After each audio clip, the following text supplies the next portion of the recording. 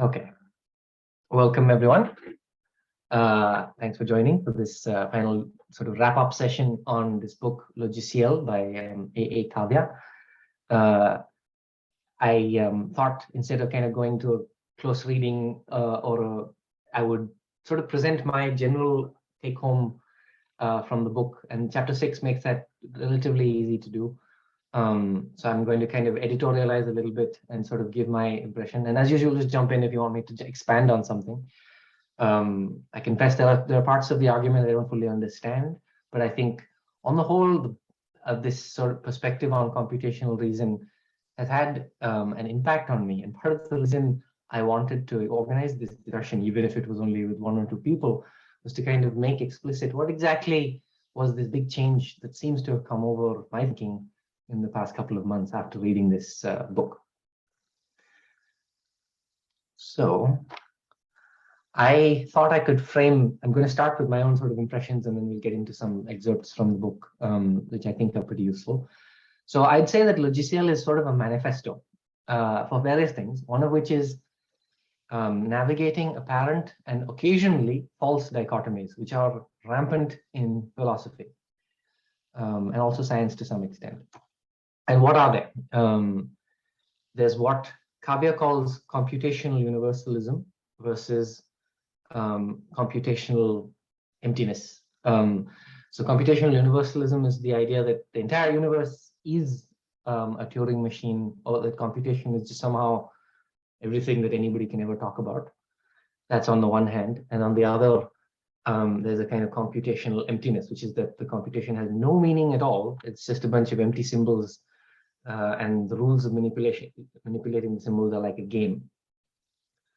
I would say that in all of these dichotomies, there's either a middle ground that's found, or Cavia kind of definitively picks one side.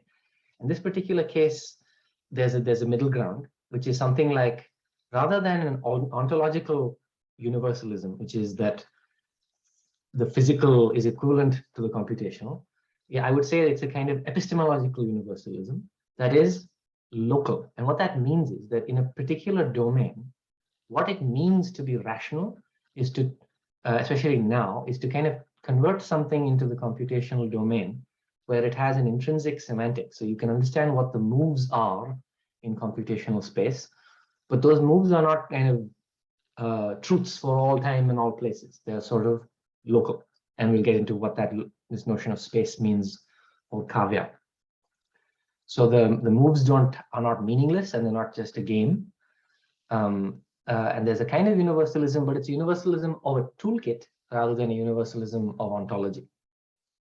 That's how I would put it. And then there's this distinction between formalism and inferentialism. It's not exactly the dichotomy as he puts it, but you could say that formalism is a semantics where truth kind of is supplied from the outside, from a meta language or a model. And in inferentialism, the emphasis, which is kind of more of a philosophy concept than a math concept, but it relates to constructivism in a way, and the idea that logical moves have a meaning, and you don't need to kind of refer to some external model to understand what they mean. Inferentialism, in the philosophy of Robert Brandon, which we'll talk about a bit, is the idea that the point or the nature of rationality is best understood by downplaying the nature of the concept of representation and reference. So by that, the idea that a sentence is a picture of the world, to take like a Wittgenstein idea.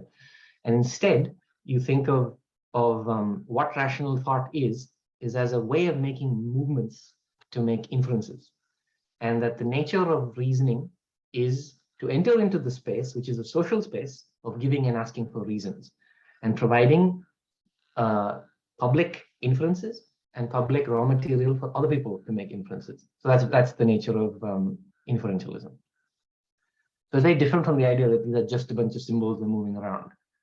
And the idea that Cavia is trying to emphasize is that not just reason in general, but computation in particular can benefit, or computational reason has a particular kind of way of moving, which is inferential, but at the same time automatic and potentially available to artificial intelligence.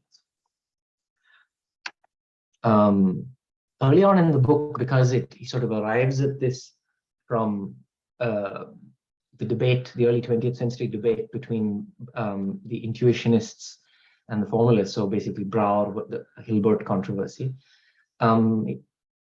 He shows something which many other people have pointed out, and more recently, kind of in a famous way, this physicist from Switzerland, Nicolas Guisson, I think, Guisson, has shown that you can import a kind of constructive mathematics into physics and show that even classical physics isn't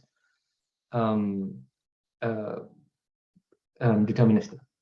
But interestingly, when you're initially presented with constructivism, you may think that it is the same as sort of finitism, or finitism, which is the idea that the only entities in the world are finite and that there are no infinities.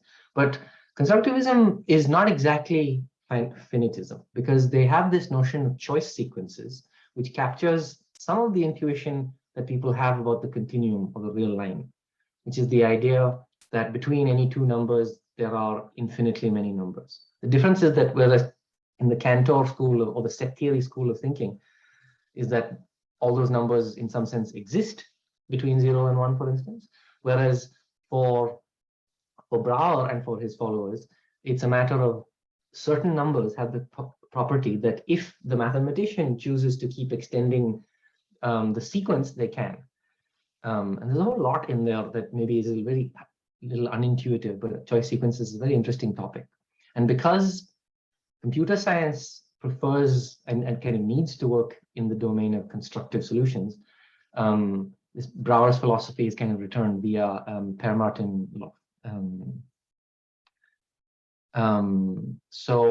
As I said, so I would say in the case of discreteness versus continuity, constructivism kind of offers a middle ground where, and this is kind of worth reading in the original and like look at papers about Brouwer and maybe even Guisson's work, because there's a sense in which which relates to how, for instance, limits are constructed or how the reals are constructed from the rationals, where you think of the rationals as sort of deeply intermixed with the reals. So for any real number, which you think of as uncomputable or non-terminating, that you can get arbitrarily close with a rational number.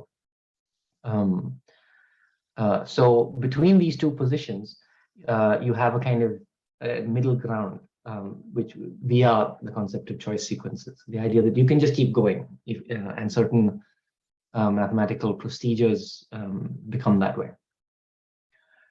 And that relates in a way to contingency, which is the next kind of dichotomy.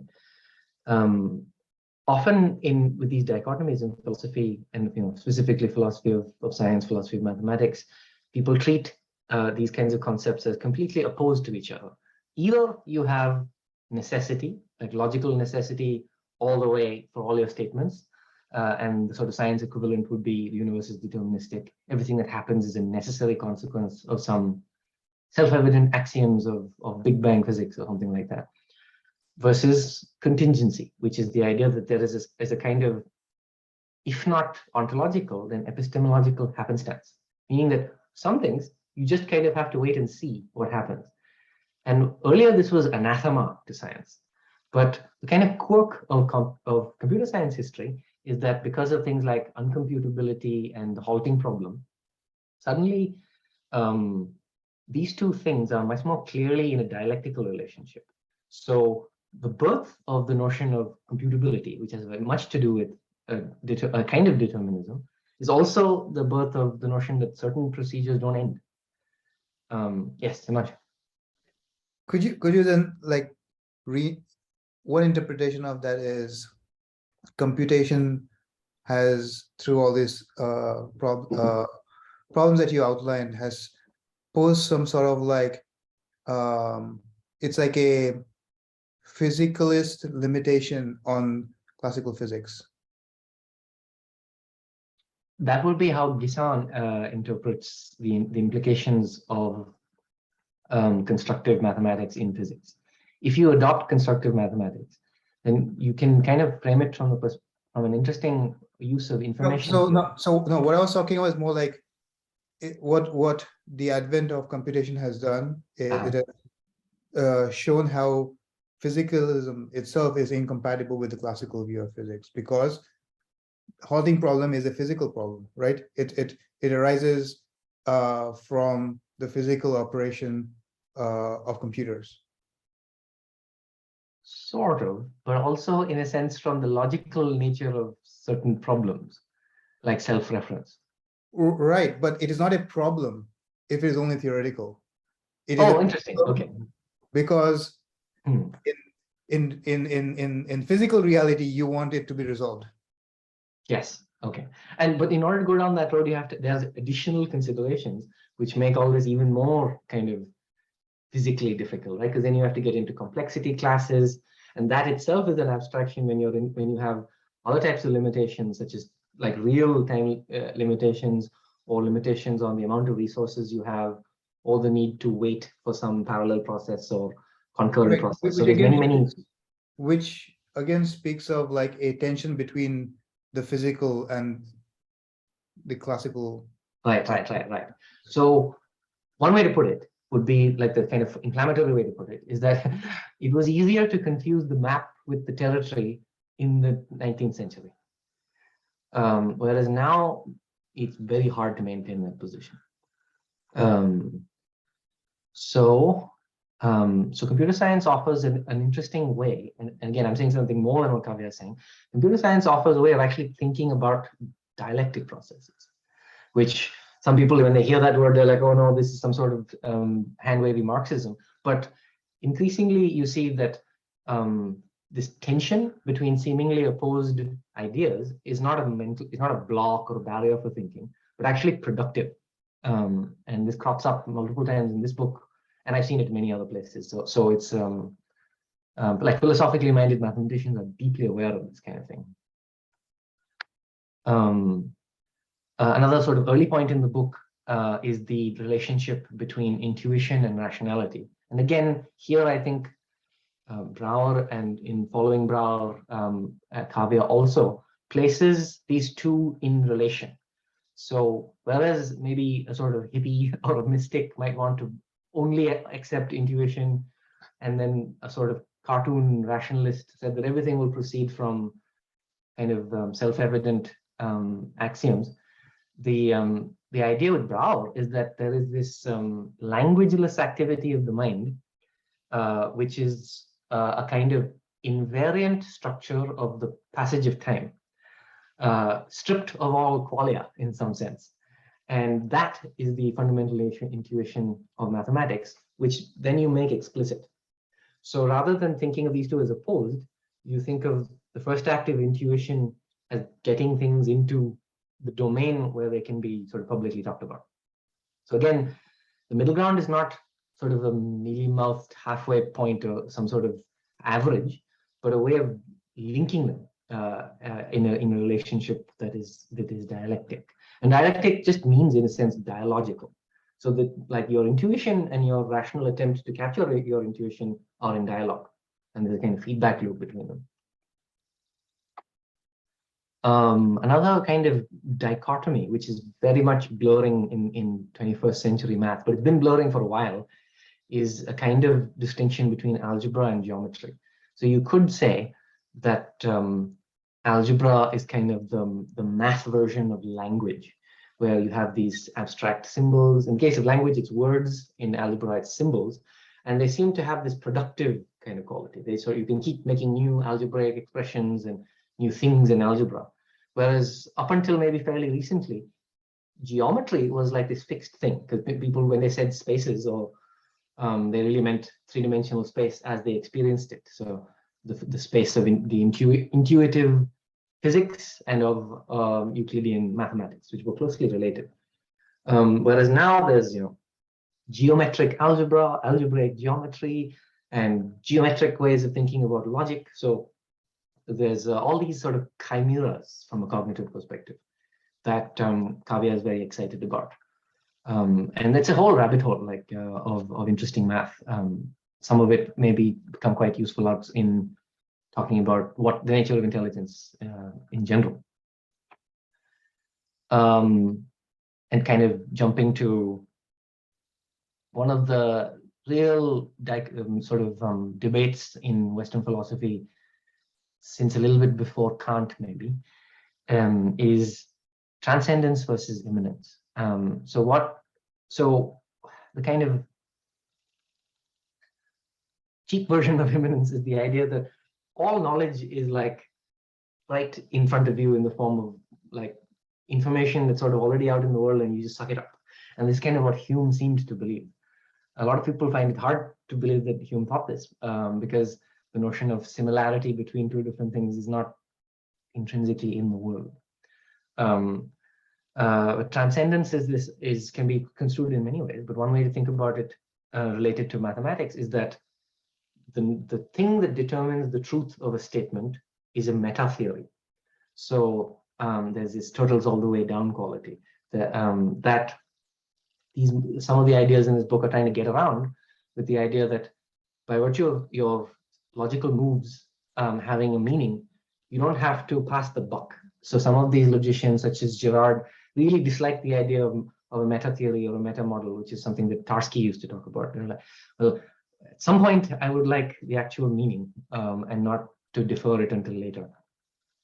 So in this particular case, it's less of a blend and more of let's try and be immanent. But it's not the kind of, like I said, sort of cheap immanence of ideas floating around in the world that you just sort of vacuum up into your head.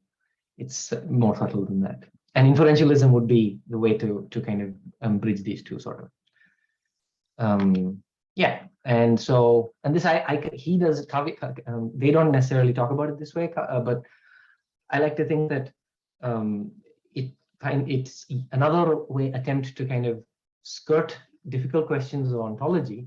Not to say that those aren't important, but provide an epistemology that, in principle, for somebody else or in a future kind of extension, you have a new epistemology that can maybe inform what it is you choose to treat as real. So those are the dichotomies that, in general, the net effect of reading this book is to not care so much about some of these things. Like earlier, I would be quite, I would have a strong opinion about like randomness being a real feature of the universe, and now I somehow just don't care about that all that much. Or whether things should be discrete or continuous doesn't really matter. Like whatever is useful in your context, go ahead and use it. So there's a kind of pragmatism that's philosophically interesting that runs through this whole thing, and that's very much because of the influence of computer science. So another way to think about this, which I'm less on board with, but it's interesting, is this idea of carving out computational reason as its own logos. Logos is a very loaded word in Greek, but it has the connotation of truth and reason and logic and word, but it also, through Christianity, has a kind of holy context. So what Cavia tries to do is emphasize what is distinctively computational. Having kind of avoided this universalism thing, you can then focus on, well, not everything that human beings do is computation, let alone everything in the universe. Yeah. So this excerpt right at the end kind of gets at what the project is. You can take it or leave it. Here's just in a sort of assertion that univalent foundations, which is this new contender as a universal foundation of mathematics, can elevate computation from a suburb of mathematics, merely a subspace of recursive functions, which is what kind of Gödel's framing on the natural numbers, to an equal partner in the progression of mathematical practice.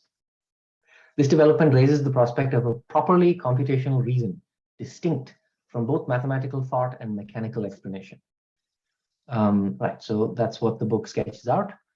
And it's ambitious in the sense that when you want to incorporate the actual world of computing and computational practice, rather than some wonderful Platonic notion of a programmer in the sky, there's a lot of things you kind of have to take into account, such as like not just logic on its own, but like language and learning, creativity, agency, and autonomy.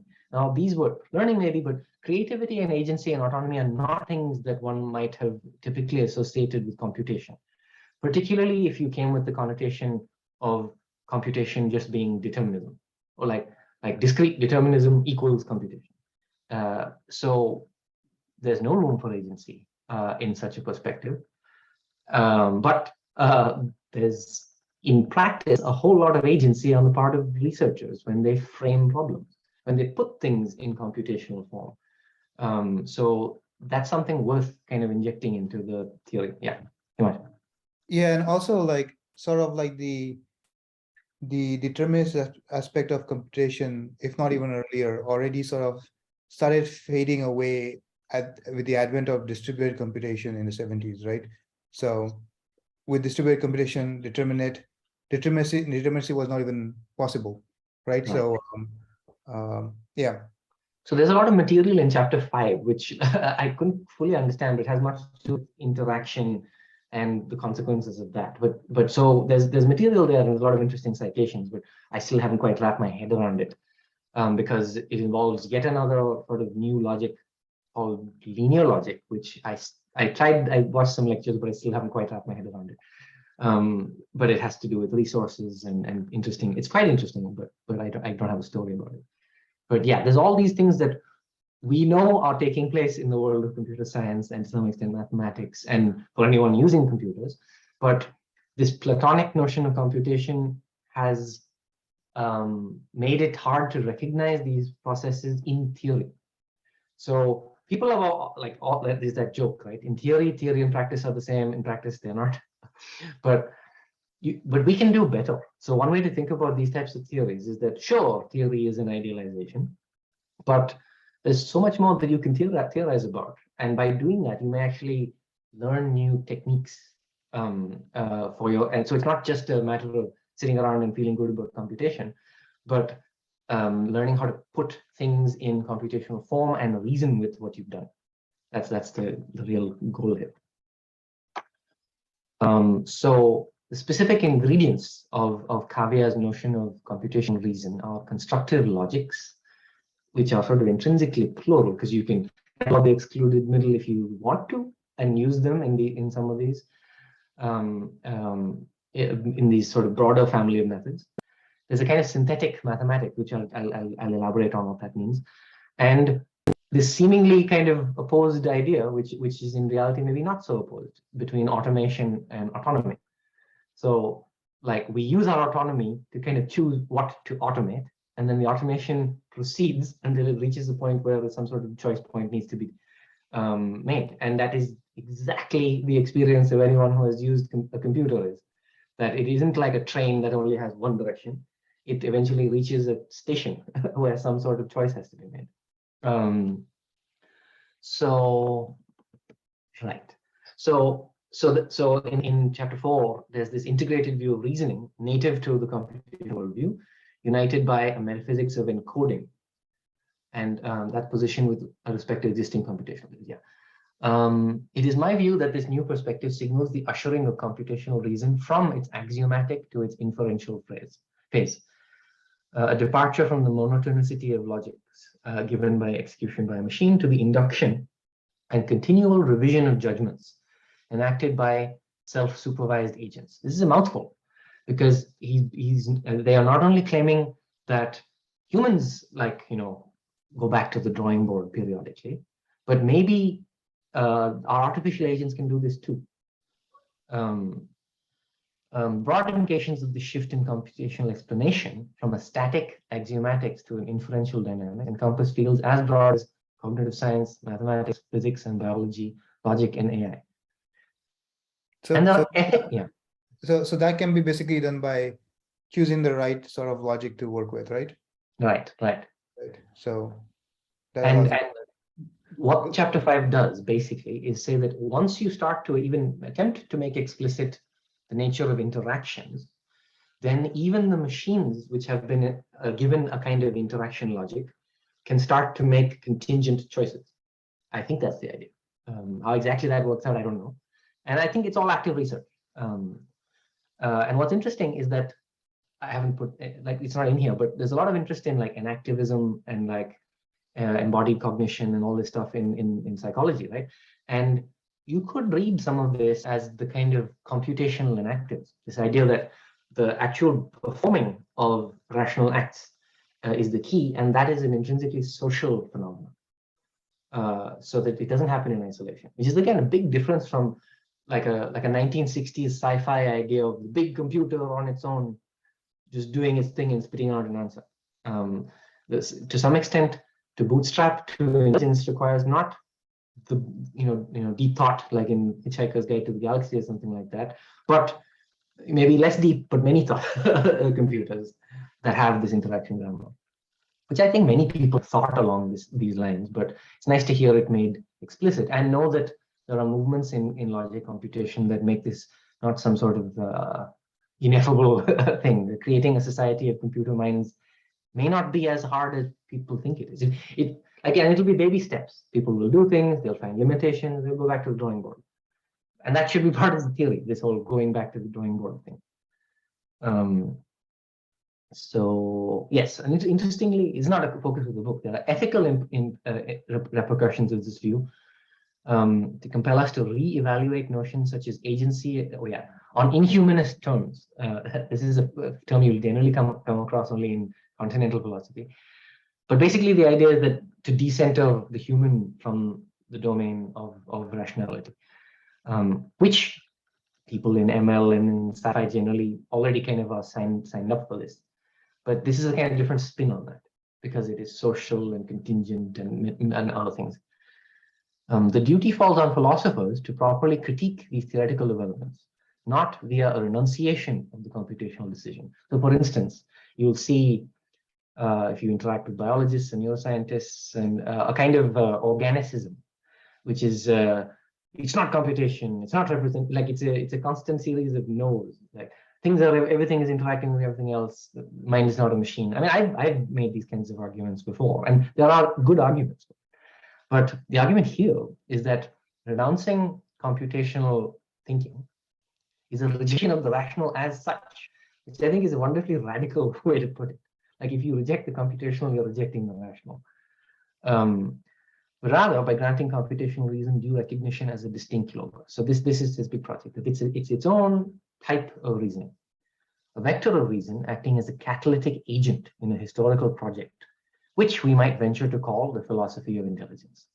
So it's and this is that's the very last sentence in the book. And you could say that to take up where that leaves off, you could read Reza Negarestani's book Intelligence and Spirit, which is the idea that rather than fearing the robots and fearing AI, is like the goal is to become cyborgs and to make as explicit as possible as many of our styles of thinking as we can, which links back to Anna Longo's introduction, which is really worth reading. So he doesn't, Cavia doesn't use the word cyborg philosophy, but I think that's sort of what's happening here. So just to kind of list some ingredients, there's intuitionism, and the idea, which given there's a sort of baseline nominalism everywhere outside of mathematics, this might not seem very controversial, but it's the idea that criticizing Platonism. Math ideas come from intuition about time, not from a timeless Platonic realm. The time angle on this is quite interesting, and it's sort of a rich territory. I'm not saying that it's a lockdown case or something, but it's something I would invite everyone to think about, like what that means for math to have such a close relationship to time. Constructivism is the idea that the truth of a proposition, specifically a logical proposition, is synonymous with the existence of a proof of that proposition. There may be many of them, and then you kind of have to deal with that. So you can't sort of say a solution exists if you don't show me what the solution is to, say, a differential equation, for instance. I've placed contingency as the joker in the pack because that's sort of what it is, right? The lesson of the early part of the 20th century was that incompleteness and uncomputability point to limits on knowability, or in other words, a type of certainty that was very desired in the 19th century. So proofs are not guaranteed to exist. Computer programs can just not halt. And Instead, you could say that propositions are local proposals. They're like a throw, like kind of the original notion of a hypothesis. And you use them because they work in a setting, and they're not universally true axioms. The idea of universally true axioms seems absurd, but the standard way of framing set theory, deriving it from logic, comes from Frege, and Frege really did think that the axioms that you start with were universally true. Here's a part that's a little maybe complicated, and I'm still sort of trying to wrap my head around it, which is that topology is a kind of an important aspect of this. So homotopy type theory, which is itself a kind of branch, enable logic and computation to be unified with a geometric perspective on reasoning. I don't fully understand how homotopy achieves all of this, okay, but it's something to explore because there's a lot happening, and it's still a very kind of new field. And Andrew was asking some good questions about like why homotopy specifically. Can't you achieve a lot of this with just type theory? I have some arguments from other people about why thinking in terms of spaces is useful. Or even just, can you just achieve it with category theory, right, on its own? Right. So that's the other interesting aspect of this. So category theory is a diagrammatic logic, but it's not intrinsically topological. And it doesn't, there's some technical issues there, but category theory has all kinds of morphisms, whereas you could say that homotopy type theory places isomorphisms as the most important citizens. So it's stacks of different kinds of isomorphism and equivalence, which as you go sort of higher and higher in levels of abstraction are not trivial. So notions of sameness and similarity are central, whereas in category theory, you can have like forgetful functors and sort of loss of information as you move from one sort of category to another. Then there's interaction, which I said is mostly dealt with in chapter 5, which I cannot claim to have understood. But the general story is not that hard to understand. It's that reasoning is not a solo activity, and it's definitely not drawing out implicit tautologies. So Wittgenstein was the one who sort of asserted and argued that if you go by the sort of Frege logic of axioms and formalism, then all logical sort of derivations that start from those universals are tautologies. They're just trivial, empty consequences of what you started out with. So you haven't actually gained anything. But in the space of interaction, there's a kind of idea that there's a creative act that includes interaction among agents. And like I said, imminence is part of it.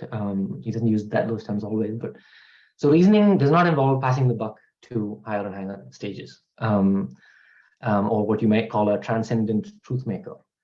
I am ambivalent about this last point because I think there's some tension between this and any appeal to intuition, because intuition has only one foot in the domain of the fully rational.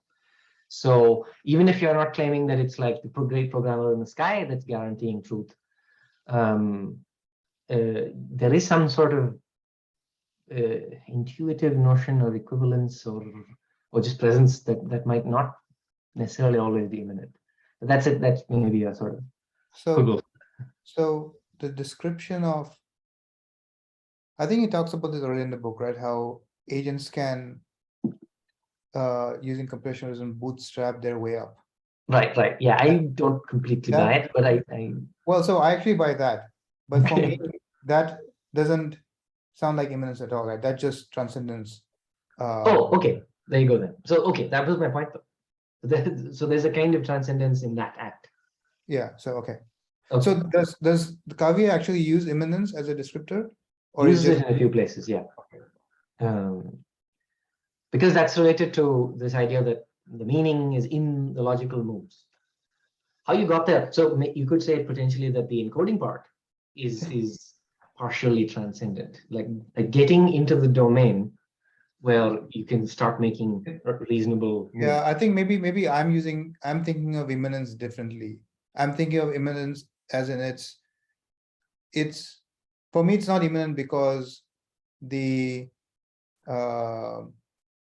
semantics is generative, right? It only exists after it has been constructed. So it wasn't Imminence. Yes. That's yeah. So, but still, I mean, like, if you were trying to flesh this out more, I think you'd need to do a little bit more work, to satisfy, maybe not to satisfy me, but to satisfy an analytic philosopher. So another way of kind of approaching this to get a flavor, because I really think that you kind of have to, like, if you're curious about what's happening here, read the book, or even just look at some of the citations, have a look at the Homotopy type theory book, look at some lectures online, and you'll kind of start to get a feel. I was already kind of fumbling in this zone by trying to learn a little category theory and keeping an eye on some of these things. So a lot of things, like I sent the book to a friend who had spent years trying to understand Brouwer's constructivism, and he really appreciated the framing. So the book kind of assumes a certain facility with at least a few of the concepts. But in a sense, if you remember that sort of computational Trinitarianism, there's this logic and sort of mathematics and topology, and all of them kind of informing each other. In a sense, if you already have some understanding or at least curiosity about one of these angles or one of these points in the triangle, it really starts to bootstrap itself in your own head. So this multiple angle on what has some deep internal commonality really helps with your understanding. So there are these quotes from the 6 of them I'm just going to read them out because they're all interesting, and they're sort of the suggestive side of what's in the book. So I have a kind of maybe question on this last point that was discussed between Immanence and Transcendentalism. So if you it's like if you take that Tarski view that there is always like a meta language or meta theory in which the meaning of everything is actually determined, and so our language is only like has to be evaluated in that, and that's where the meaning comes from. Like one criticism of that is like, well, actually when you're doing that, you're still doing syntax, you're just doing the syntax of meta theory as well, and so your interpretation function is just like a syntactic object that you are constructing in the meta theory, which is just another so basically it's another piece of syntax, right? But I'm just thinking how whether or not the same criticism could be like kind of like pulled inside out and attached to the to this inferential view, namely, so like if everything is a kind of reflection, like the Martin-Löf-Meinian explanations are, like if everything is just kind of like basically like a computation, like having a language encode, like having a data type encoding the programs of the language inside that language, and so everything you're doing is kind of reflecting further into the syntax, if you will. How if that in a sense is also assuming the reality or some kind of external reality of like the domain of your language, of like the type of the language, right? So I wonder if there is a kind of if you are fully succeed in this project of kind of doing away with the meta language, whether then that becomes there is like a kind of mirror image problem that arises from that. I think this is a great point, and this is related to my discomfort with both this idea of independent logos and this pure immanence of the semantics, because when you're working in, so here's how I would put this up, the way that I get this impression, not just from this book, but in general, is that when you are sensitive to invariance, or symmetries in math, physics, science, whatever, it's kind of what we love, right? We love these symmetries. You can, but the way that you discover symmetries is by using an underlying asymmetry. Like you need a transformation, and you need some way of knowing that something is transformed in order to find something that hasn't transformed. And when you do this, you become so impressed with the symmetries that you kind of invert your worldview so that the symmetries become the basis of reality, and the asymmetries are sort of either incidental or not even in the story. This has been happening since Plato, and probably well before Plato, because And there was an ethical aspect of this too, because people didn't like change, because change was mostly about disease and death. So if there were these things that were invariants, they were like, that's surely the model of what we want. So that's a roundabout way of saying that the formal autonomy comes from a kind of invariance that's been created by the social structure, which in turn has its invariances grounded in sort of the affordances of life, of biology, and so on. Right? And simply by virtue of not paying too much attention to it, you can concoct this independent world, which has a kind of independence. So, and the idealism, which is in that opening chapter by Anna Longo, it's a sci-fi kind of scenario. It's like, can we encode our reasons so that aliens will understand what it was like to think like us? It's an interesting thought. Like, maybe it won't work. Maybe there's so much about our specific context and the fact that we're made of carbon or something like that, that means that our mathematics will be impenetrable.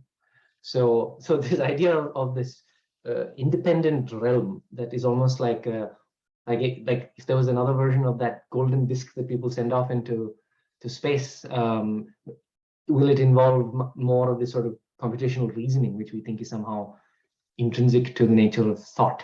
I don't know, but it's interesting to think of autonomous logos, but I'm, like I said, not convinced.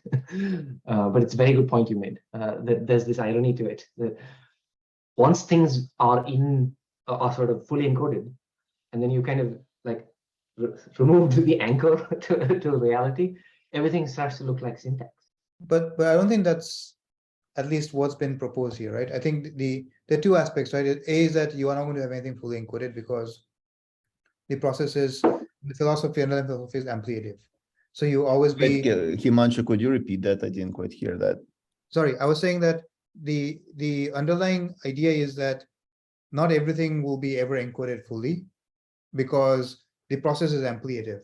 It'll be constantly in the process of encoding and extending itself to take into account what it hasn't yet taken into account, instead of building meta theories to take into account what it cannot already support right now. All right, so there's some on this ampliative idea. Yeah, but this will still all be done internally, right? Internally, you will be like expanding like your set of possible. In the specific language of homotopy type theory, the way he will frame it is that the new idea that you've created via contingency and creativity will involve encoding a new type, because all propositions are types, and you have certain freedom in expressing new types, which you can kind of concoct, or you can sort of fully understand this, but there's a kind of path induction where you can sort of extend the types that you already have into new spaces. And we'll come to the space idea. So I think that he periodically kind of says, well, I'm not actually presenting a computational ontology. So the openness of the epistemology is that you need to supply hypotheses. You need to supply types. And because the connotation is that we're not starting with axioms, we're starting with synthetic propositions, that openness remains. Yeah, the question is, would you arrive at any point in the future at a situation where what you want to encode cannot be encoded as a type? Right. and then what do you do there, right? Like I think like do you at that point, the choice you have then is to completely abandon that as a possibility of encoding and say that that is not computational in nature and continue forward, or you break the current paradigm of it being the internal, like the sort of ampliative, like no scaffolding, so you have to, like, I think that's where so it's more of like, instead of trying to be everything, it's trying to pick and choose, like only the things that, in a way, almost tautologically, that things I can build types of, I will build types of, and continue expanding. And the hope is that that should be more than sufficient for most of the things we want to do with this.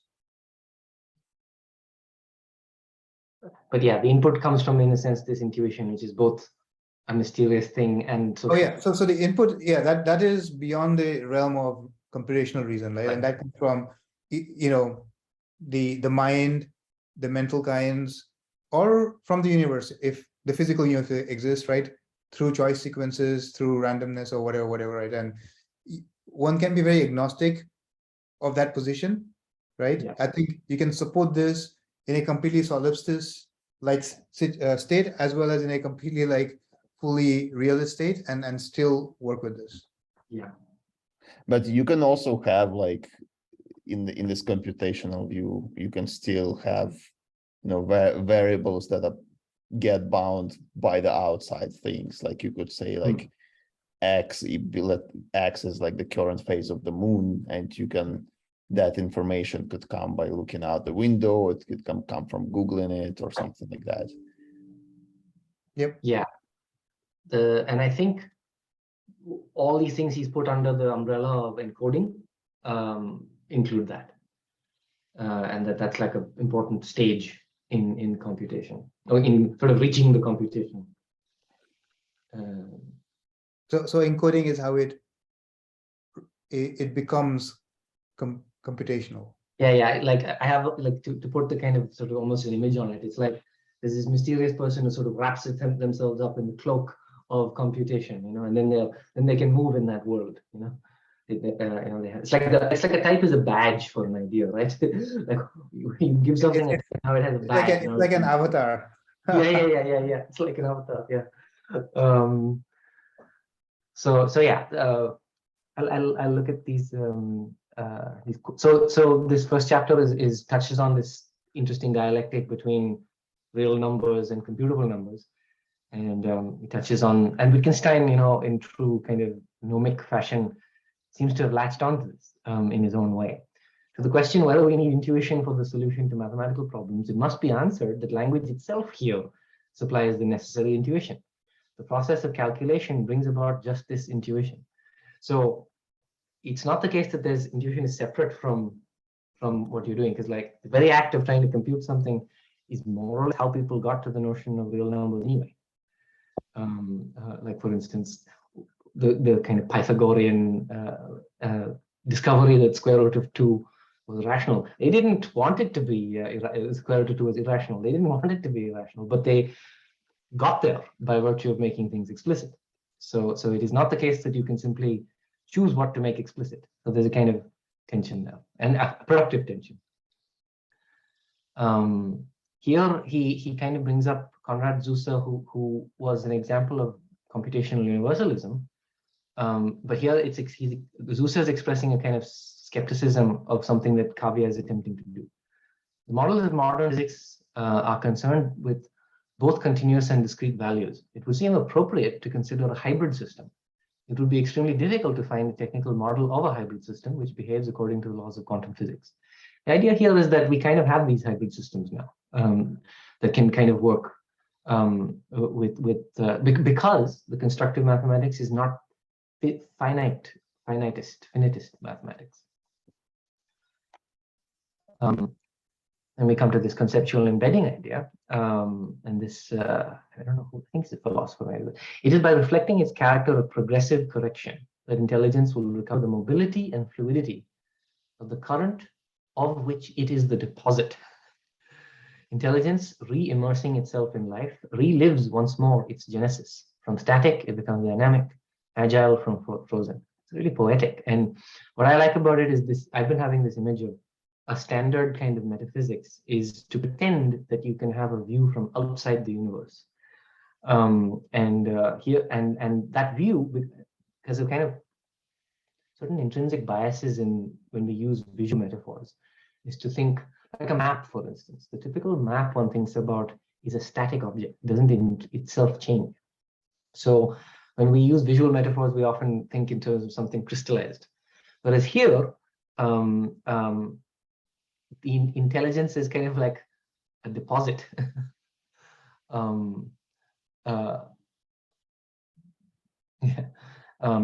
So by virtue of sort of using it is reminiscent of like Hegelian ideas, right? So yeah, so there's this idea of the self-reflection is not simply like is constantly kind of moving forward. And there are interesting analogs of this in all sorts of, well, it's mainly philosophy, but logic has its own kind of versions of this, which is that complete self-reference is impossible. And versions of this have been showing up since the Lyell paradox, and it shows up in Russell's paradox, in the halting problem, and Gödel's incompleteness. There's something paradoxical about referring to yourself, but we do it. Like even in our personal lives, we come up with a self-image, and this is even popular in theories of consciousness. Like I think Michael Graziano, he talks about this self-model. Self-model is by its nature incomplete, but the dynamics is from the idea that you use the self-model to move, to explore yourself, and then to update the model. And this is becoming more and more the mainstream in neuroscience. So yeah, it's in this connection, it's interesting to say that it's when the self-model becomes complete that's where the paradox and the inconsistency appears, right? So like if you can completely internalize a model of the system inside the system, then you have by Gödel's incompleteness theorem, you have the theory the system is inconsistent. And similarly, if you have like as soon as you have Turing completeness, you can basically represent the compiler for this language inside this language. Like you have this like recursive second fixed point theorem in lambda calculus, it's called, but there is a version of it for every single model of computation, that there is like a universal interpreter that is a program in that language that interprets other programs in that language. So yeah, that there's this interesting quality, and yeah, like you said, it's almost like the better self-image is, the more it kind of projects outwards of it. Like it has this, it's sort of self-rejects in some sense. It's like a kind of weird resonance with itself. Yeah, and like, by the way, just the last comment, that actually the fact that you cannot have a total language that is Turing complete is kind of related to the fact that as soon as you have a paradox, as soon as you have inconsistency, you can like get stuck in a loop. The computation can get into the partiality basically of computation, and the non-termination, the divergence, it all is kind of caused or made possible by this inconsistency. Have you read the Laws of Form by G. Spencer Brown? I heard about it. I haven't read it, but I definitely heard about it. It's operating in the classical logic domain, but it has a way of sort of in a very spare philosophical way talk about algebra basically, and it builds very gradually up to things that are recognizably mathematics, and then eventually kind of introduces the self-reference issue, which Spencer Brown kind of cashes it out in terms of like things going on in time, like cycles. So there's interesting, like he uses that paradox kind of thing to even introduce the concept of time in its sort of timeless logic. So yeah, it's an interesting zone. So Zalamea is a mathematician and a sort of philosopher of mathematics, and he's written a book which I tried reading this a few years ago and it was a little over my head, but it has to do with synthetic mathematics, and it's very anti-formalist in its tone. I read, I think, a couple of chapters. So the analogies of the structure of reciprocal adaptations between the continuous and the discontinuous are, for Lautman, among the basic engines for mathematical creativity. This is another angle on, and so Gisin has this idea of like the rationals and the reals are kind of sticky, like there's sort of this viscousness to it, that wherever you have a rational, there are reals nearby and vice versa. And the tension between them, both like for specific problems and in the history of mathematics, has been extremely productive. And there's another book which I recommend, which is very readable, and it's not like a continental philosophy book, which I read. It's by Paolo Zellini. It's called The Mathematics of the Gods and the Algorithms of Men. And it's kind of another angle on this tension about how, and you could even treat like Srinivasa Ramanujan receiving mathematics from the gods as like an emblem of that one side, and then actually trying to prove what he said or construct an algorithm is what mere mortals have to do. It sounds like almost in analogy to like the interaction of two agents right. Idea from literature. Exactly, yeah. So again, once upon a time, you in a lot of philosophy, you were kind of forced to pick a side rather than like it's it's like the difference between tug of war and playing the violin string. Like the tension is actually what's good here in a way. Yeah. So in chapter 5, we have this quote, Catherine Christel Hennick's. For each fragment of a language or a collection of signs, we have to consider what kind of world or form of life is depicted by this fragment. Its models, which relates in a way to kind of Tarski and stuff like that. But depending on the context, the meaning of that sign may be called the world location or locus of that sign. So here's where you're starting to get to this spatial way of thinking, which everybody kind of gravitates towards this metaphor of near and far is one way of thinking about it, and navigation. So what they build up to is this idea that you're not talking universal truths anymore, which don't really respect place, whereas the things that are particular to a world or a context do you have to can be aware of where you are. And it's the last chapter. So the machine is a being that functions like that. Deceptively simple. Its mechanisms concretize a coherent dynamism that once existed in thought, which were that thought. Which is, again, another way of saying what we've been saying here, which is that we concretize, like what's distinctive about computation is that things that for a very, very long time in human history were thought of as part of the spirit, right? That this thing that is almost supernatural is inhabiting us. And in Descartes and even in medieval philosophy or whatever, and in Indian Buddhist philosophy too, to some extent, this animating principle is what provides you not just with emotions or whatever, but also with reason. And that has much to do with teleology, of having goals, of having functions. And but now with machines, we have found a way to concretize goals and concretize that dynamism. So now we have like models of thought is the idea. So I had some images to kind of convey what it is that is ambitious and interesting about this whole project. There's a great book by C.S. Lewis called The Discarded Image. And what it is a book about the medieval worldview, which he described, which is the discarded image. It's discarded after geocentrism dies and the Copernican revolution happens. So C.S. Lewis, the one who wrote the Narnia books, was a literary scholar and critic and all of that. And he said, now that this old worldview, medieval worldview, is dead and gone, and no one really believes in it anymore, we can reassess it as almost as an aesthetic object, as a thing. It's a really beautiful book.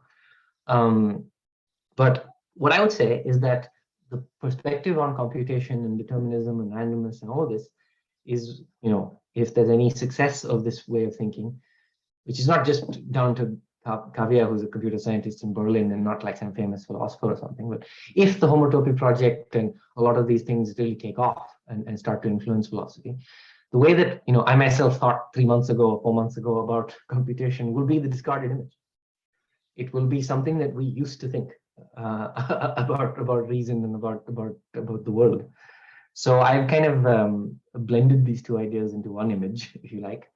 The geocentrism is the idea that humans are at the center of a deterministic, closed order that is real, but hidden, and sometimes revealed. So there's this confidence of an order, but it is completely non-constructive. It's like God has made an order. It is that is deterministic. We simply don't know. And occasionally someone gets a vision or something and gets access to the firmware, for instance. Whereas, you kind of break out of this perspective with the Copernican revolution.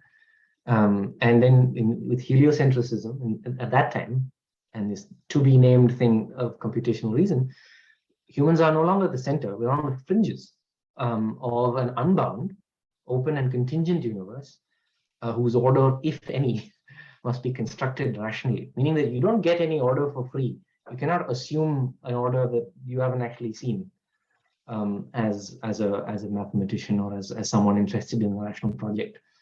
So there's no such thing as a theory in principle. And this is a routine thing you come across in science and philosophy. That's like, well, I don't have a theory yet, but in principle, you can do X, Y, and Z. Whereas with constructivism, you can say, okay, then go ahead and tell me what the explanation is if you think it can be done. Otherwise, there is no explanation. So there's no such thing as a hypothetical explanation.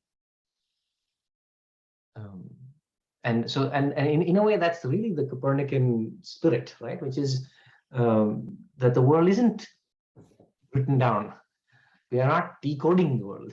We are constructing it in some sense. We're constructing the rational picture of the world. There is not one anywhere else. We're not going to go to Mars and find it or some other planet. So yeah. So the other way to say this, the territory is not a hidden map yet. So in constructivism, the only truths are the ones that humans or computers prove.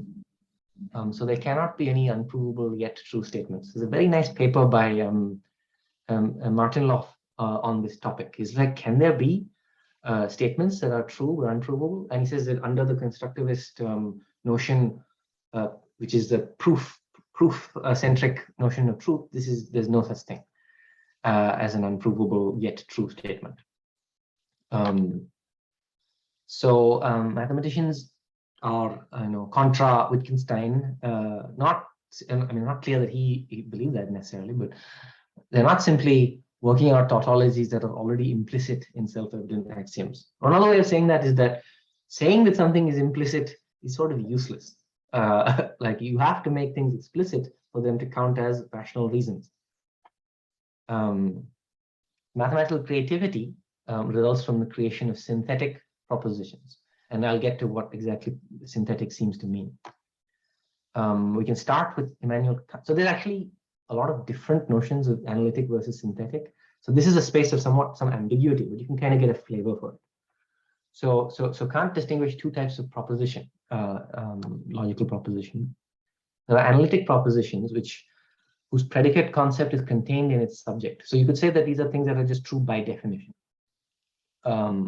Like a square has 4 sides or something like that, 4 equal sides. It's just, that's what a square is.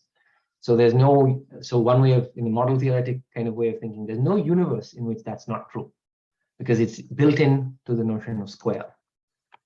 And then there are synthetic propositions, which are where the predicate concept is not contained in the subject. So that means it's not necessarily true. Like it is not necessarily true that in many frames that, I am a particular height, 5'10" or whatever.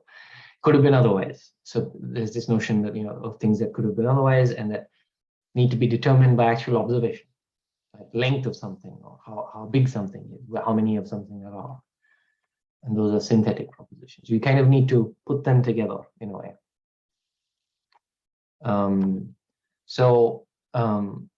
If you like many people, Steve Weinberg in a sense is kind of in this zone. If you believe that all true statements ultimately derive from self-evident axioms, you could say that that's a kind of Gnostic Pythagoreanism. So Gnosticism was a movement in the Christianity and in that world of the idea that there's a hidden reality that if you're an initiate, you can kind of find out about. And Pythagoreanism is the idea that the universe is kind of written in numbers. And Max Tegmark, for instance, kind of has a version of this mathematical realism. And so this again, I said this before, there's a hidden reality that is already linguistic, logical, and symbolic. Many people implicitly believe this, or explicitly, actually. So there's a lot of this in practice business, and as opposed to in principle. But all we ever actually see is what works in practice. And then we get promissory notes about what can happen in principle. So in practice, we have many synthetic propositions derived from experience and intuition, synthetic in Immanuel Kant's sense. So this is a word that Cavia uses a lot. Logic, math, and computation are ampliative. They add to the body of actual reasoned knowledge. They're not just telling you something that you secretly knew. Right. So if that's the case, then computational creativity is not an oxymoron. So it's the very mechanism for realizing reason, for bringing it out into the open.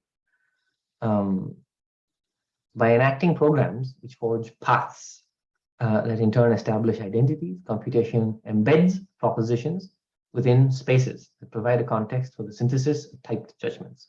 Now he's packing in the type theory and the homotopy to kind of give an image of what's happening here. And because of homotopy, the very notion of identity is now bound up in the navigation of a topology of types and determining invariances in those spaces. So he gives an example. I don't know how well this works, but Weil's proof of Fermat's last theorem required the generation of entirely new spaces for reasoning. At the moment, maybe metaphorically, or the constructive view expresses this as the creation of new types, defined as novel structures without which the context for the proof would not exist. So there's something about spaces that kind of constrains and helps you set up a proof in the first place. No amount of brute forcing suffices to approximate such a creative endeavor, giving credence to the view that intuition, rendered as the exploration of a novel embedding space, is integral to such acts. So you can't simply just work through the entire proof tree based on these so-called self-evident axioms. So here we kind of come to this transcendence and imminence point. In a certain sense, so here I'm just going to read these excerpts which kind of reiterate the points that I've made.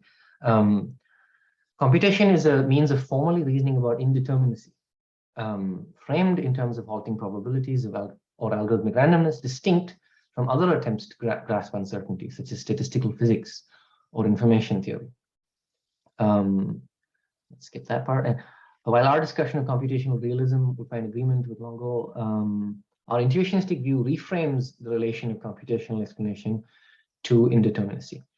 By contrast, it affords a computation a transcendental epistemic role in enabling correspondences between logic, mathematics, and language. That's sort of the triangle there, which are intrinsically temporal in nature, preferring a multi-valued conception of truth which compels a turn away from axiomaticity. So contrast, going against Negarestani's distinctly atemporal rendering of intelligence.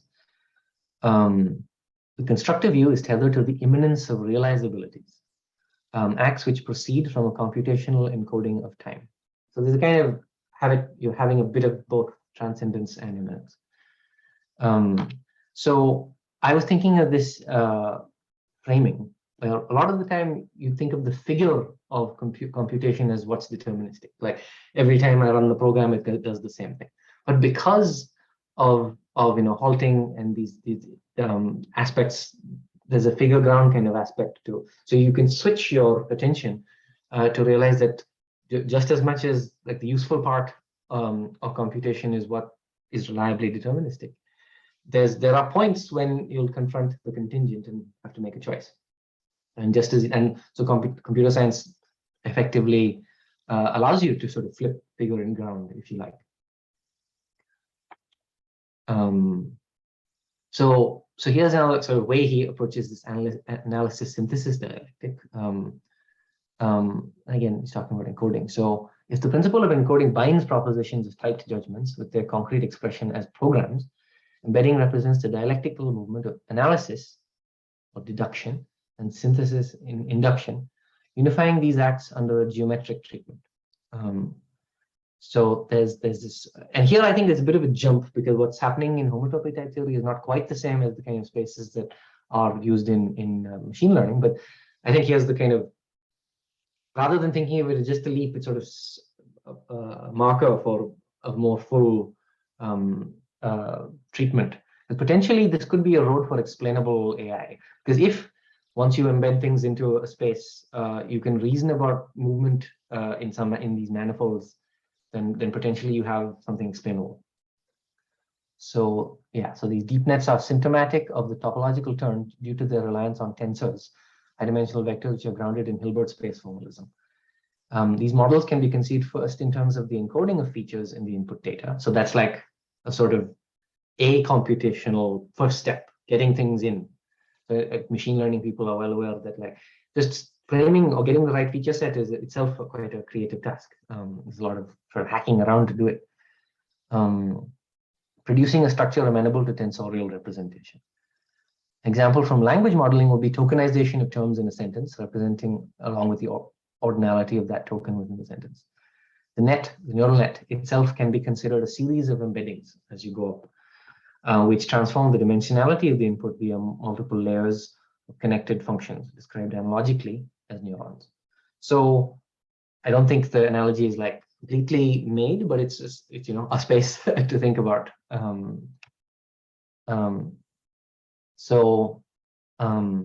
It is embeddings, spaces which give geometric expression to conceptual relations. Oh, and I should point out, for anyone who's not aware of that, when people are doing research on the explainability of machine learning models, they're often using geometric reasoning. Karthik, for instance, is thinking a lot about this and thinking about like what in the geometry explains generalization. Like, for instance, some types of generalization amount to interpolation. And you can ask, is there any generalization which is extrapolation rather than interpolation between the points which are already in the data set?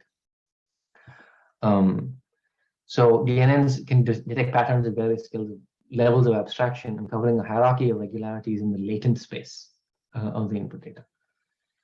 This is followed by a final decoding step, which collapses to get the output. So there's high dimensional geometric transformations in this vector space. And should no longer be, so they should no longer be regarded as flat networks of associations. I think this is a good point. As in the original conception of neural computation, McCulloch-Pitts or the perceptron of Rosenblatt, which were emblematic of earlier generations of these models. You could argue, based on just the mathematical operations involved, that matrix multiplication is matrix multiplication, but it's something about the connotations and the ways that people think about these operations where the spatial aspect kind of kicks in. So just to return to this analysis synthesis idea, I think it's important and interesting, is I found this blog post by Mike Schulman. I think he's a mathematician. You can hear me? Right. Yes. Yeah, so the previous point, right, like that's actually very interesting. The last point that he makes is very relevant. When he says that the McCulloch and Pitts idea should actually be thrown out. That's actually pretty, how do you say it? He's spot on with that worldview, because yes, at one level, you can consider certain aspects of these deep networks as some effective perceptron, but it's only a part of the space that is actually an effective perceptron. But you still have to carve multiple effective perceptrons together in a space which is actually not in that space. So you're creating a different geometric entity entirely. And so in that sense, DNNs or multi-layer perceptrons are different from those older varieties of Rosenblatt and McCulloch-Pitts and all that. But yeah, this is very well said. Good. Okay. So yeah, getting back to mathematics, I think it's worth spending a little while sort of focusing on what exactly analysis means. So in general, mathematical theories can be classified as analytic or synthetic. And just as in like chemical analysis, you're trying to break something down. And specifically in sort of, for example, in analytic geometry, you're analyzing planes and lines in terms of real numbers, points, which are a sort of fiction, but this fiction is how you actually build up all of mathematics traditionally. So the basic objects of analytic theory are defined in terms of those of some other more basic theory. So it's almost a model of reductionism. By contrast, a synthetic theory is one that synthesizes or puts together things based on how they interact. So you're getting to this kind of global perspective where so it's sort of like the difference in science between thinking about the explanation for the hardness of a diamond is not inside the carbon atom. It's in relationship among the carbon atoms form those tetrahedral bonds. So in synthetic geometry, it is more like the geometry of Euclid. Points and lines are essentially undefined terms. You actually start with something that is maybe intuitive or something that's just fine to start with. And then given meaning by the axioms specify what we can do with them. So it's much more pragmatic and operational. Synthetic mathematics can be regarded as analogous to foundational physics, where a concept like the electromagnetic field is not put together out of anything simpler. It just is and behaves in a certain way. You just sort of say, this is what it does. And yeah, this is a very good blog post. So right now, almost all mathematics traditionally, or what people calling classical mathematics. Almost all of it is analytic because it is analyzed into set theory. Our modern geometer would not actually state axioms the way that Euclid did. And the idea now, this sort of attitude of new foundations, is category theory, which is the real contender at the moment, and homotopy type theory, which is closely related to category theory, is like, this other contender for being a new kind of foundation. Is sort of, and set theory is like the thing to beat.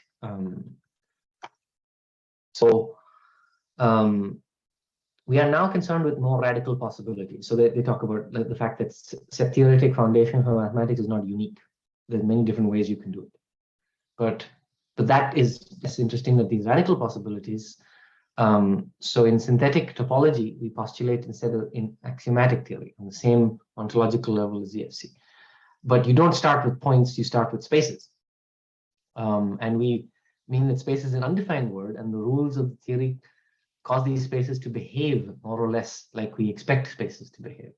So it's operating at a higher level. Like it turns out that synthetic topology, like synthetic set theory, is rich enough to encode all of mathematics. So it's a competing foundation. So why? Why do we need new foundations if they already were fine with set theory? There are lots of reasons, but so Shulman gives three: modularity, philosophy, and pragmatism. And modularity, and here you see the CS influence, I mean the same thing as a programmer. Even if we believe that spaces are ultimately built analytically out of sets, it is often useful to isolate their fundamental properties and work with those abstractly. One advantage of this is generality. Then,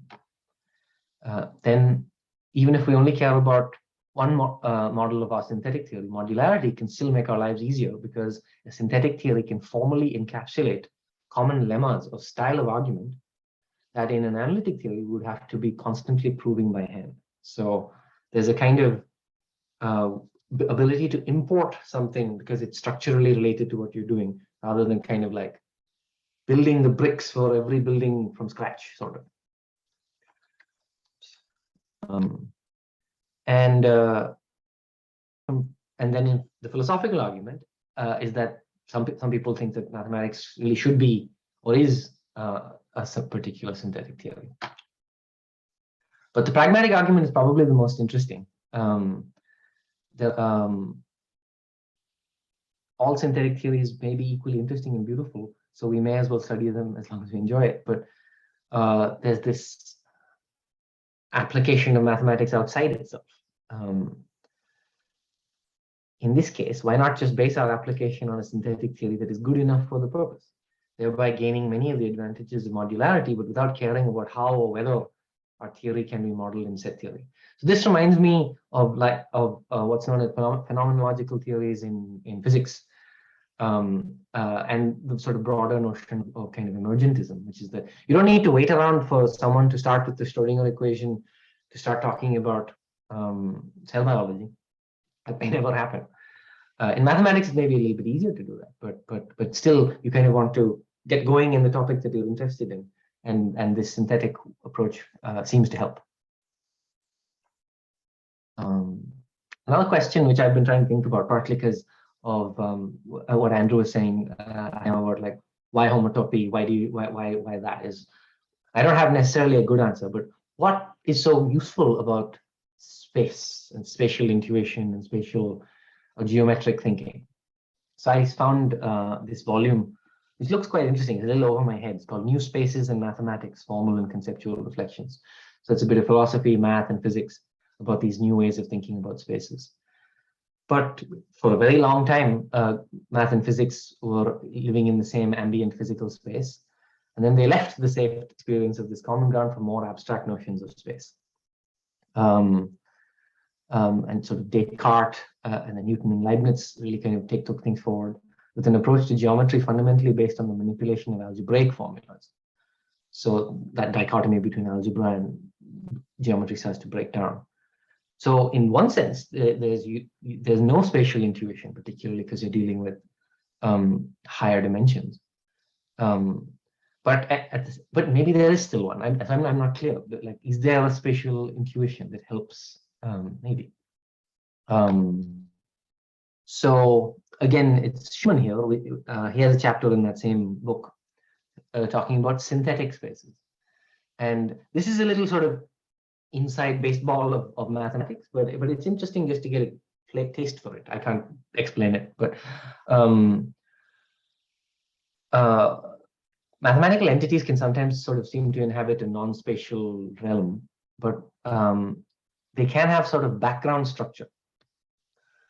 And so synthetic spaces can be summarized as follows. If all objects in mathematics come naturally with spatial structure, then it is perverse to insist on defining them first in terms of bare sets. So sets don't have any spatial structure, as is the official foundational position of most mathematicians, and only later equipping them with spatial structure. So it's like, why are we starting out with something that doesn't have the structure we want and then adding it? Can't we just start with what we want? So the idea here is the type theory. If our formal system is sufficiently general, then its objects will be interpretable as many different kinds of space. You actually get kind of coverage over all kinds of different spaces. And specifically, dependent type theory is what a system that can offer you this. And that in turn is kind of extended with this link to homotopy and to topology to be this new link between logic and space. So that's what they're very excited about. So just I showed this image before, but the idea here is that with the Curry-Howard equivalence, for instance, is that what in maybe the middle of the 20th century would have been thought of in linguistic terms using lambda calculus has an interpretation in terms of parts moving in a space.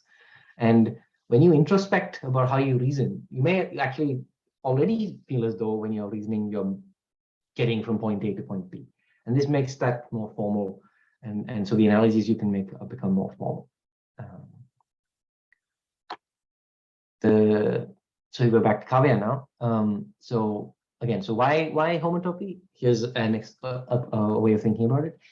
In the resulting homotopic treatment of types, which is this type theory, and then built on top of that is this new kind of thing. Paths are primitive. So paths even come before paths between two types, the data types, if you like. Types or propositions are functions, function types of the sort A implies B.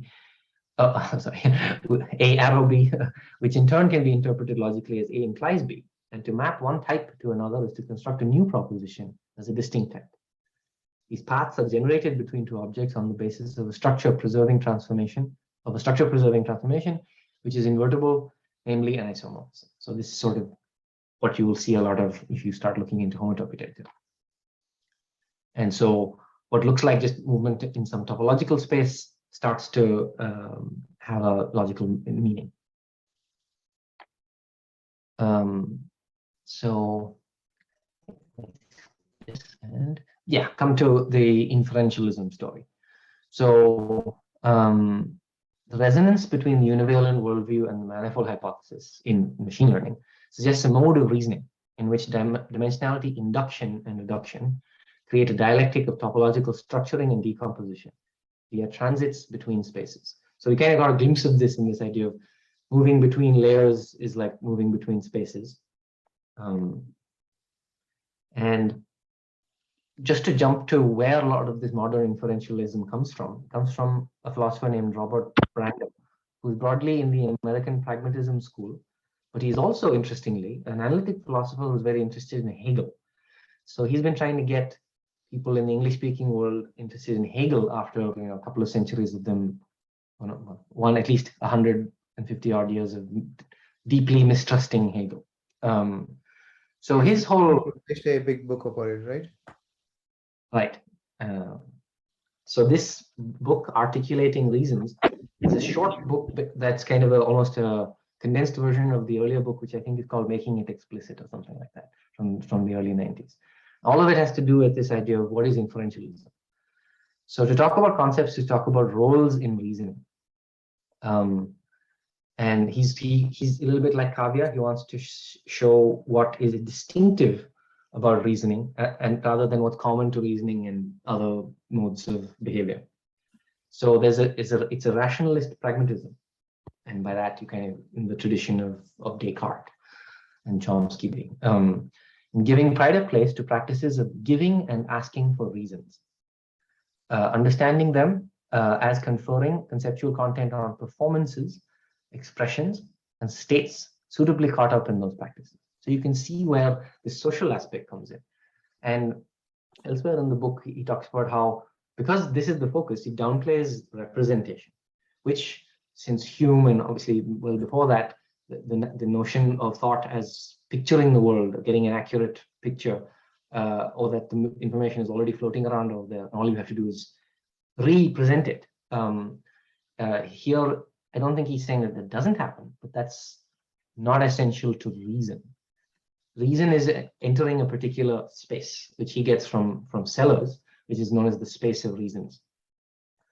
So saying or thinking that things are thus and such is undertaking a distinct kind of inferentially articulated commitment, putting it forward as the fit premise for further inferences. That is, authorizing its use as such a premise and undertaking responsibility to entitle oneself to that commitment, to vindicate one's authority under suitable circumstances, paradigmatically by exhibiting it as the conclusion of an inference from other such commitments to which one is or can become entitled. This is quite intense. Like it's almost a like, does anybody who claims to be rational actually see themselves this way? It's like a ethical kind of invasion. How rational can you be? Are you responsible for the things that you're saying when you claim to be rational? Would you defend them? Have you made fair inferences? And do you think that other people should use what you've concluded for further inferences? You're participating in the social sphere. So what Cavia does is take this and say that there's a computational version of that. The space of reasons idea comes from Sellars. Yeah, I think just to quickly note on that, I think a lot of definitely in the computational world, that is generally a common thing, right? Like when people write a piece of code and they put it up on GitHub for other people to use as part of their library, or and so on and so forth. That sort of statement is made there, right? Underlying that, there's certain like I think responsibility is a good word, but yeah, that that it should fit with everything else. Yeah. So yeah, that's sort of really, and so just to get to Wilfred Sellars, who came up with this phrase, essential point is that in characterizing an episode of state as that of knowing, we are not giving an empirical description of that episode, which is really interesting from a neuroscience, cognitive science perspective. So knowing is not a state. We are placing it in the logical space of reasons, of justifying and being able to justify what one says. Quite an interesting change of perspective for a lot of people. So I would say that the unification of topology and logic math computation via homotopy type theory, for now, suggests that what in Sellars' mind might have been a metaphor can be fleshed out as a formal analogy. That and computational reason is this fleshing out of what all this means, if we can actually really cash out all these notions of space. So we're entering into, so it's like we're mapping from a space of maybe like representations, or if you like encodings from sensory transducers or intuitions, Ramanujan getting ideas from the goddess or whatever. But that is not in the space of reasons. It's once you put them into a certain form that they can enter into the, either to justify something else and be justified. It's kind of entering into a stream of these social interactions. Then you're in the domain of computational reason.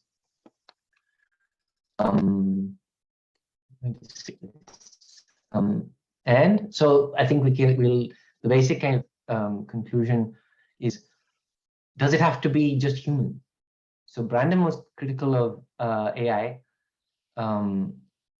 and yeah, so if one is to posit causal powers in the classical sense of a mind-world isomorphism, the role of input and output would need to be elaborated in the tokening of concepts under types of this encoding idea, an account of interactive type formation for which we have only a preliminary sketch.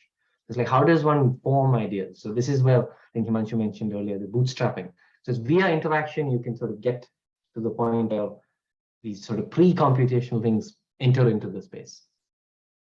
Tracing the situated deployment of language in speech acts may lead to a complex set of interfaces and protocols, outlining the emergence of language, semantics, and conceptual content from agent interactions. It's quite ambitious because there's a lot of things that need to be fleshed out in order to make explicit how something enters into the space of reasoning. He suggests that predictive coding might help with this. Maybe it will. I'm not convinced. I'm going to skip it.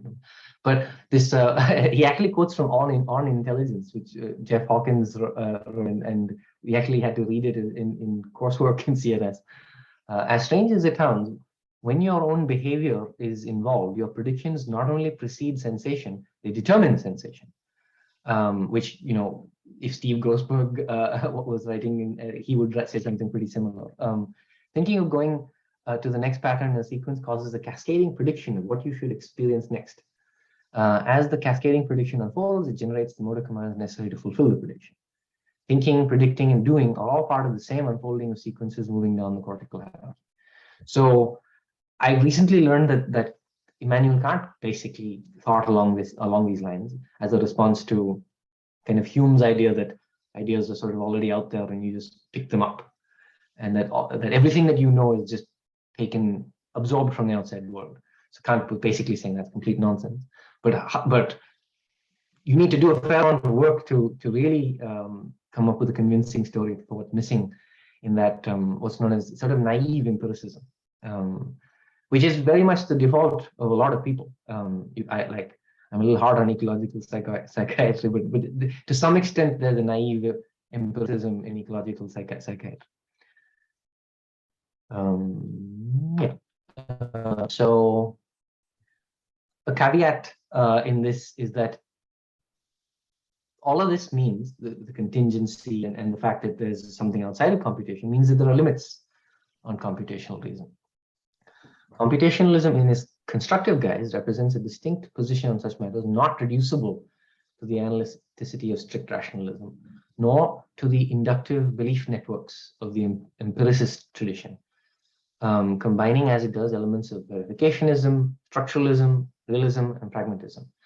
And it is this aggregate position that I have come to call computational inferentialism. So it's something embedded in the world of social interaction, of, you know, not knowing exactly what to do and kind of going back to the drawing board. All of that stuff is in here. Yeah, I think I'll skip that. And, so computational reason treated as an inductive phenomenon has no claim on universality in the domain of intelligence, but rather that it is subject to the locality of truth conditions. So again, here is a space concept which maybe needs to be fleshed out more. I would have liked more in this book on that. But rather, locality. Inference is anchored to sites whose articulation provides the context for a modal reasoning constrained by the realizability of truths. So to some extent, this is where the linear logic comes in. But the idea is that based on where you are, you have certain constraints. And so these are, you know, ideas that are quite fashionable and important also in neuroscience and cognitive science: constraint and context. So here you kind of see a reflection of that in the domain of the computational. So now we come to the end, which I think I read at the beginning. To summarize our trajectory, I have laid out the case that computational reason must be untethered from the classical tenets of computationalism in order to fully express itself as a constructivism oriented around realizability, interpretation, and logic, meaning that there's no truth other than what you can realize in proof form. Univalence suggests a geometric basis for reasoning. That's the homotopy kind of thing, which unifies computation and mathematics under a novel notion of structure, which I characterize in terms of encodings and embeddings, conditioning the realm of typed judgments. Judgment being like deciding that something's true. Its topological nature provides encouraging signs for the long sought after integration of statistical inference, such as in machine learning, and with deductive formalism, the union of blind models with symbolic AI, hinting at a synthetic geometry of logic. as an active research study, it remains in its infancy, but the conceptual links it suggests between type theory, topology, and machine learning show much promise. Moreover, the philosophical implications include an overhaul of the semantics, metaphysics, and ontology. So it's really ambitious in that sense. They talk about Dialectic, and the constraints placed on the automation of autonomy have been explored under the rubric of interaction, while realizability, okay, yeah, that's so. Yeah, it is my view that this new perspective signals the ushering of computational reason from its axiomatic to its inferential phase. So there's something entering potentially this new phase. A departure from the monotonicity, I said this, and broad implications of the shift in computational explanation from a static axiomatics to inferential dynamics encompass fields as broad as cognitive science, mathematics, physics, and biology, logic, and AI. The ethical repercussions of this view compel us to reevaluate notions such as agency and autonomy on inhumanist terms, meaning that maybe computers can be autonomous too, displacing the human as the ultimate arbiter of intelligence. That's sort of the Copernican perspective, maybe. The duty falls on philosophers to properly critique these theoretical developments, not via renunciation of the computational decision, which amounts to a rejection of the rational as such, but rather by granting computational reason due recognition as a distinct logos, a vector of reason acting a catalytic agent in a historical project, philosophy of intelligence. So that is the story of Logiciel. Thoughts? Manchu, you seem to want to say something. No. Yeah, so took a little longer than usual. I just wanted to draw a line around it. I can turn off the recording and people can ask questions, so comments.